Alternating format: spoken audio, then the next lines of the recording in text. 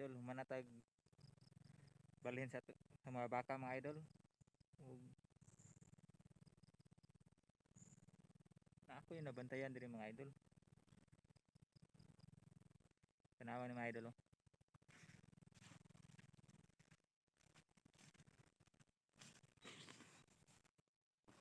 Idol, mo ni ako nabantayan mga idol.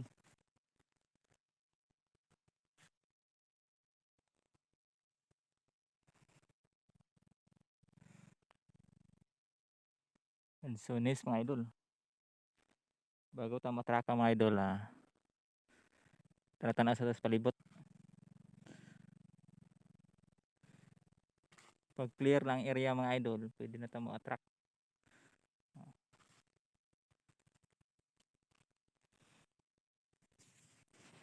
So clear namang area, igawas na nato atong gamhanang sudanan mga idol. Kailangan malakaw ka mga idol, permente jud ka prepare, kailangan na jud kay sudanan mga idol para kadala ta ani.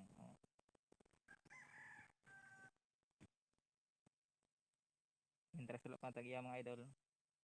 Tara, patak na.